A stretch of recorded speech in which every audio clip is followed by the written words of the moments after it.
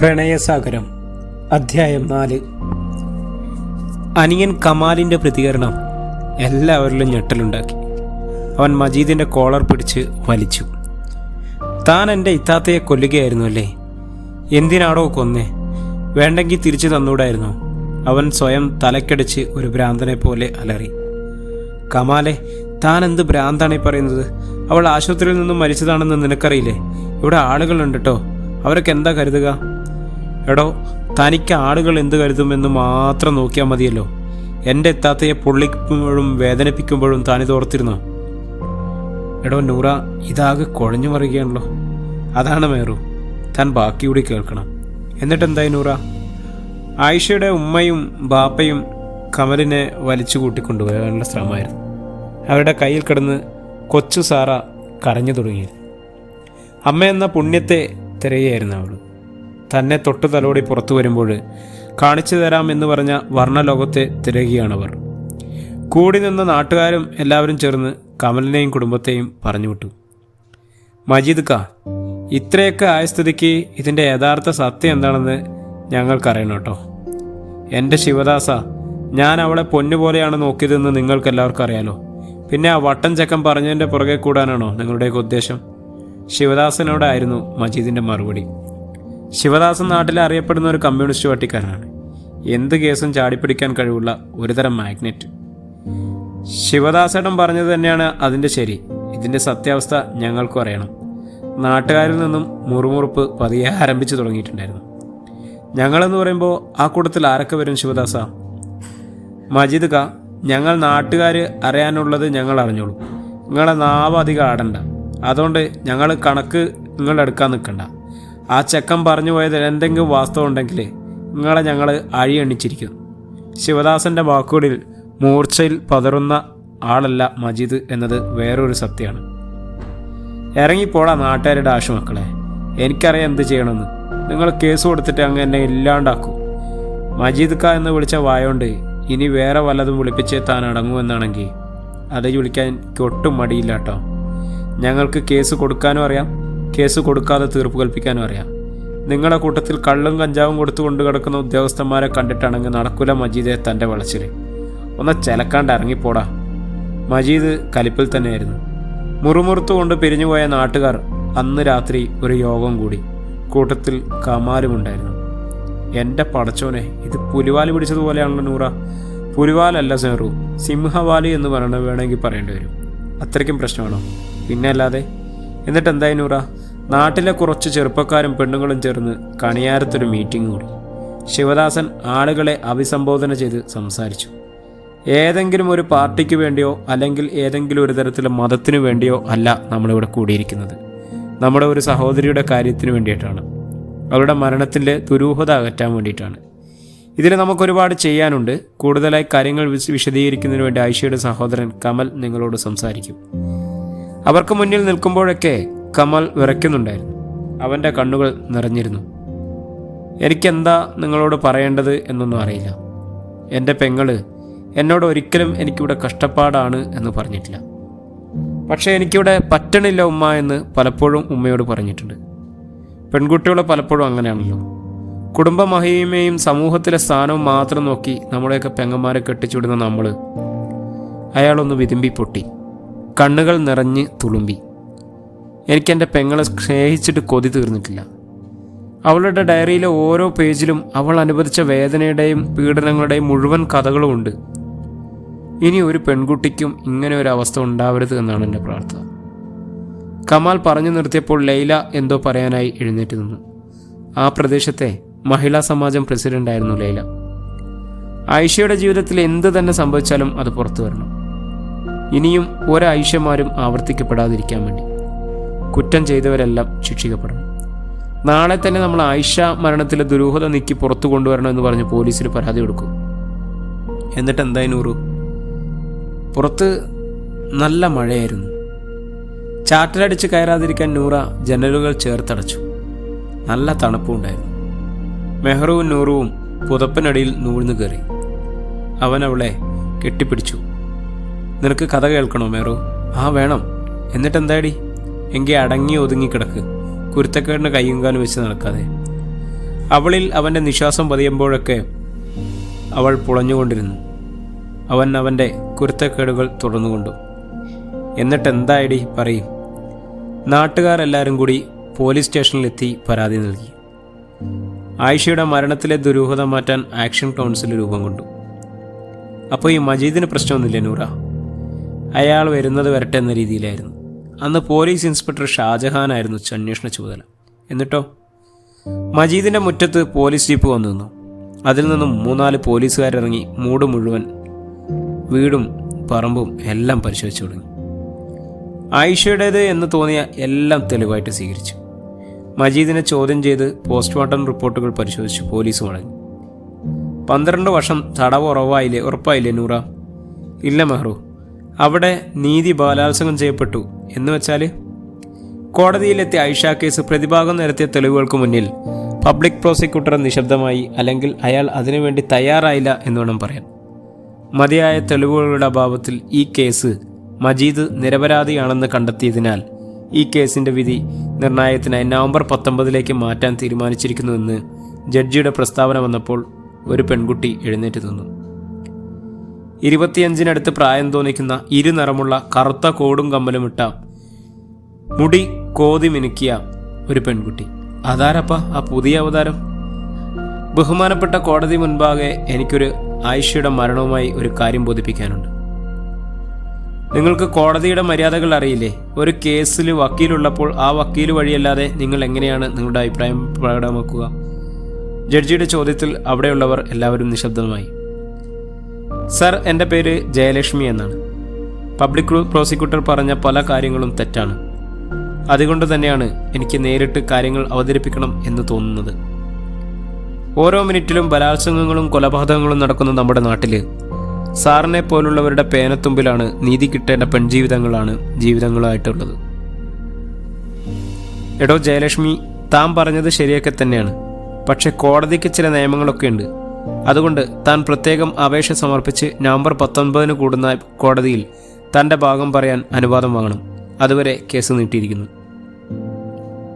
Public prosecutor ജയലക്ഷ്മിയെ ഒന്ന് തുറച്ചു നോക്കി. കോടതിയിൽ നിന്നും ഇറങ്ങിയ ആ പെൺസിംഹം കമാലിൻ്റെ കൂടെ നടന്നുപോയി. കൂടെ ശിവദാസനും ഉണ്ടായിരുന്നു. എൻ്റെ പടച്ചോനെ, ഇതെങ്ങോട്ടാണ് പോകുന്നത് നൂറ? മജീദിൻ്റെ വീട്ടിൽ അന്ന് രാത്രി പാർട്ടിയായിരുന്നു. പബ്ലിക് പ്രോസിക്യൂട്ടറും സ്ഥലം SIയും എല്ലാവരും ഉണ്ടായിരുന്നു. അല്ല വക്കീലെ, ഇന്നത്തോടെ തീരേണ്ട കേസാണ്. എന്താണ് സംഭവം? മജീദേ, ഇങ്ങക്കറിയാലോ, എവിടുന്നോ കയറി വന്ന പെണ്ണാണ് ഇന്ന് ഇങ്ങനെ ഒരു അലമ്പാക്കിയത്. ഏതാണ് അവള്? ഓരോ നശൂലങ്ങൾ ഓരോ സമയത്ത് കയറി വരും. തനിക്കെതിരെയുള്ള എല്ലാ പഴുതുകളും അടച്ചിട്ടാണ് ഞാൻ എവിഡൻസ് സബ്മിറ്റ് ചെയ്തത്. എന്നിട്ടാണ് ഇങ്ങനെ. താൻ പേടിക്കാതെ ഇരിക്കടോ, സ്ഥലം SI ആണ് തനിക്ക് വാക്കു തരുന്നത്. എന്നിട്ടെന്താണ് നൂറ?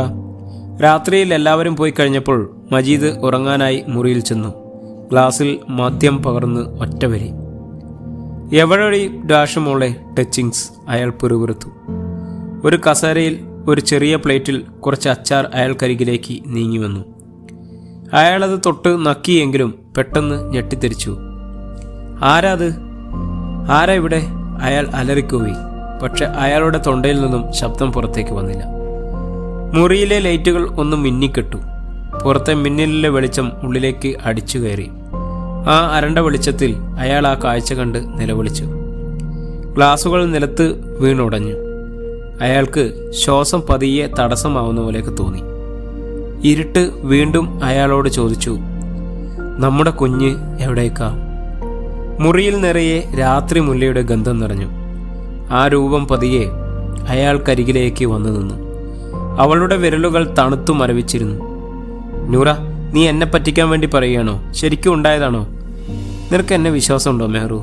പിന്നെ വിശ്വാസമില്ലാതെ വെറുതെയാണോ? എന്നിട്ടെന്താണ് നൂറ?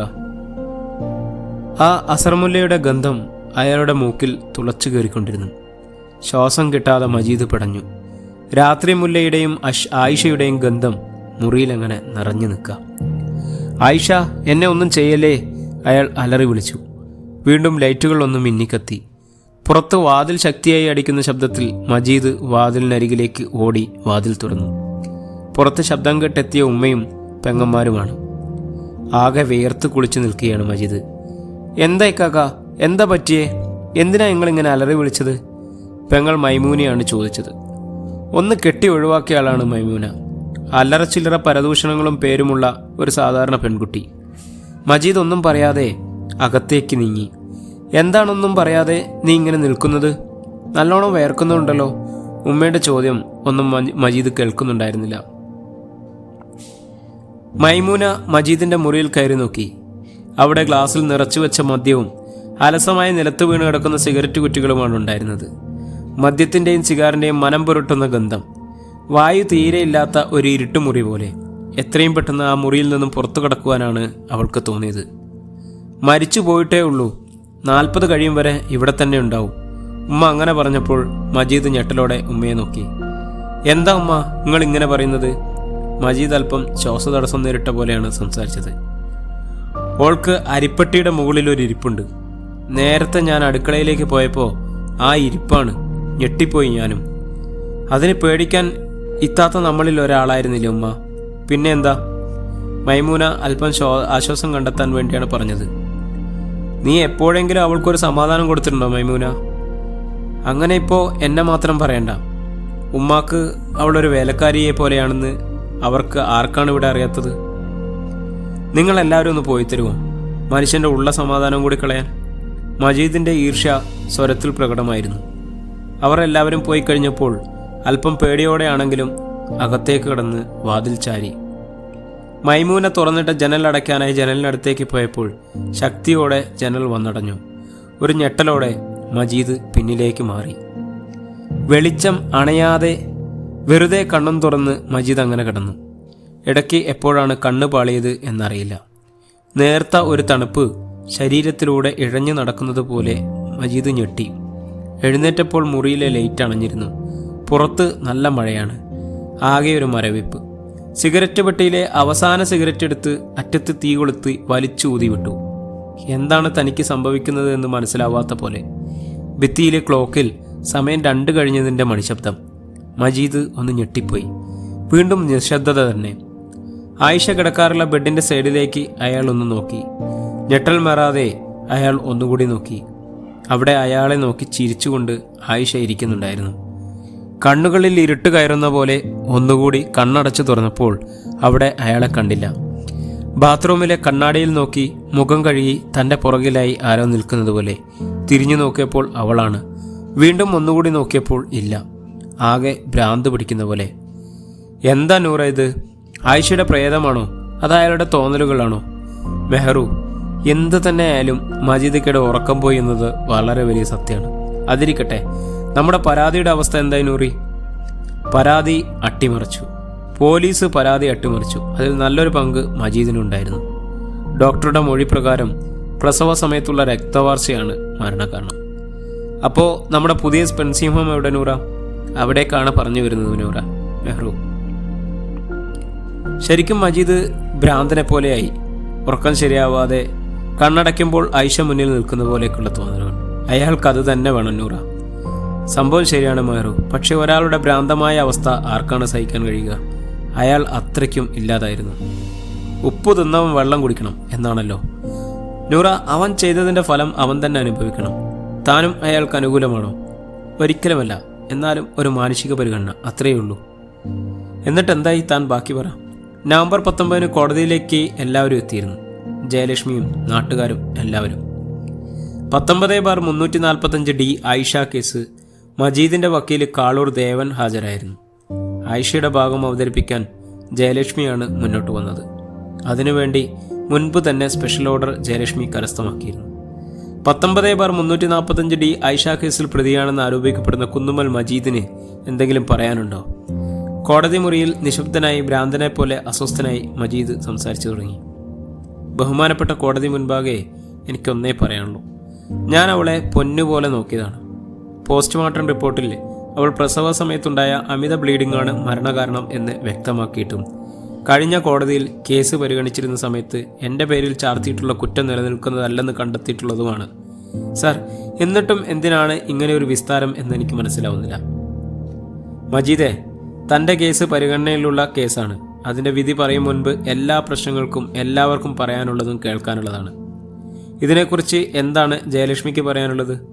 സാർ, ഞാൻ ജയലക്ഷ്മി. കഴിഞ്ഞ തവണ കോടതിക്ക് വേണ്ടി ഹാജരാക്കിയ പല തെളിവുകളും വ്യാജമാണ്. അങ്ങനെ വ്യാജമാണെന്ന് പറയാൻ ജയലക്ഷ്മിയുടെ കയ്യിൽ തെളിവുകളുണ്ടോ? ഉണ്ട് സാർ. ഞാനത് ബഹുമാനപ്പെട്ട കോടതി മുൻപാകെ സമർപ്പിച്ചിട്ടുണ്ട്. File number 13/437. തനിക്ക് വേറെ എന്തെങ്കിലും പറയാനുണ്ടോ ജയലക്ഷ്മി? എനിക്ക് മിസ്റ്റർ മജീദിനോട് കുറച്ച് ചോദ്യങ്ങൾ ചോദിക്കാനുണ്ട് സാർ. Yes, proceed. ജയലക്ഷ്മി മജീദിന് നേരെ തിരിഞ്ഞു. നിങ്ങളും ആയിഷയും തമ്മിൽ വഴക്കുകൾ ഉണ്ടാവാറുണ്ടോ?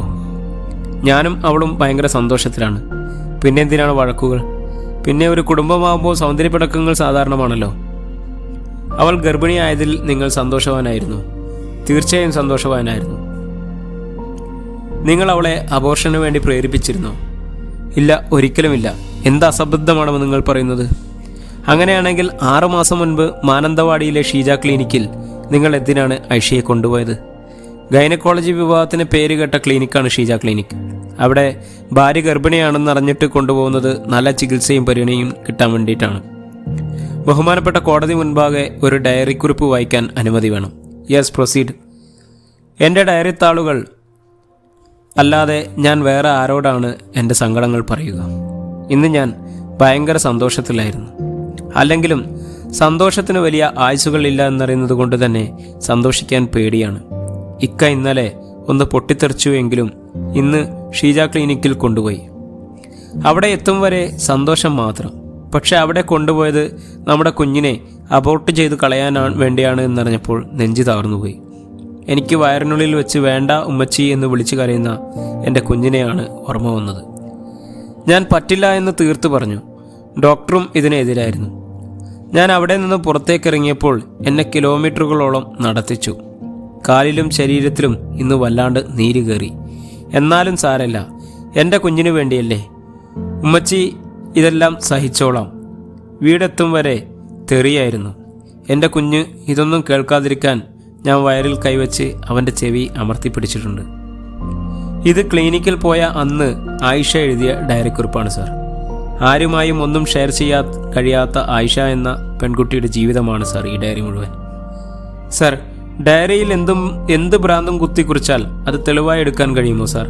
കാളൂർ സഹദേവൻ വക്കീലിൻ്റെ ചോദ്യം. ആയിഷ എന്ന പെൺകുട്ടി നിലവിൽ ജീവനോടെ ഇല്ലാത്തതിനാൽ ഇതൊരു മരണമൊഴിയായി സ്വീകരിക്കാമെന്ന് കാളൂറിന് അറിയാമല്ലോ. ജയലക്ഷ്മിയുടെ പരിഹാസത്തിൽ കാളൂർ നിശബ്ദനായിരുന്നു. സാർ, ഈ കോടതി മുൻപാകെ എനിക്കൊരു വിറ്റ്നസിനെ ഹാജരാക്കാനുണ്ട്. ദയവായി അനുമതി തരണം. പ്രതിഭാഗം വക്കീലിന് കൊടുത്ത നോട്ടീസിൽ ഈ വിറ്റ്നസിനെ സൂചിപ്പിച്ചിരുന്നോ? ഇല്ല സാർ. അങ്ങനെയൊന്നുണ്ടായാൽ ഈ തെളിവ് നശിപ്പിക്കപ്പെടും എന്നതുകൊണ്ടാണ് ഇങ്ങനെയൊരു അവസരം ചോദിക്കുന്നത്. Yes, proceed. ഡോക്ടർ ശോഭ, ഷീജ ക്ലിനിക് ഉടമയാണ്. ഡോക്ടർ, ഈ നിൽക്കുന്ന മജീദിനെ പരിചയമുണ്ടോ? ഉണ്ട്. എങ്ങനെയാണ് പരിചയം? ഇവർ എൻ്റെ ക്ലിനിക്കിൽ വന്നിരുന്നു. എപ്പോ?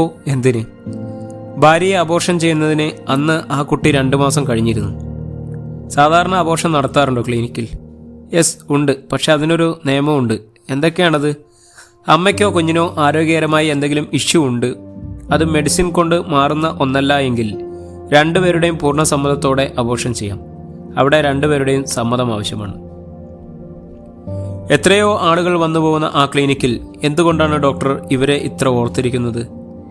ആ കുട്ടിക്ക് അബോർഷൻ എന്ന് പറഞ്ഞപ്പോൾ ഞെട്ടലായിരുന്നു. അതിൻ്റെ കണ്ണുകൾ നിറഞ്ഞ് ഒഴുകിയിരുന്നു. ഇത് പറ്റില്ല എന്നവൾ പറഞ്ഞപ്പോൾ ഇയാൾ അവളുടെ മുഖത്തടിച്ചു മർദ്ദിക്കുകയും ചെയ്തു. എൻ്റെ ഇത്രയും കാലത്തെ സർവീസിനിടയിൽ ഇങ്ങനെയൊരു സംഭവം ആദ്യമായാണ്. എന്നിട്ട് ഡോക്ടർ എന്തു പറഞ്ഞു? അത് പ്രിയമുള്ളവരെ, ഈ അധ്യായം ഇവിടെ തുടരുകയാണ്. നമ്മുടെ നോവലിൻ്റെ അടുത്ത ഭാഗവും ആയിഷയുടെ ജീവിതത്തിൽ അവൾ എരിഞ്ഞു തീർന്ന ഭാഗങ്ങളും ഒക്കെ അറിയുന്നതിന് വേണ്ടി നമ്മുടെ ചാനലൊന്ന് സബ്സ്ക്രൈബ് ചെയ്യുക, ബെല്ലൈക്കൺ അമർത്തുക, കൂടെ കൂടുക. നിങ്ങളുടെ അഭിപ്രായങ്ങൾ എന്തു തന്നെയായാലും എനിക്ക് വേണ്ടി 2 വാക്കുകൾ കുറിക്കാൻ മറക്കരുതേ. നന്ദി, നമസ്കാരം.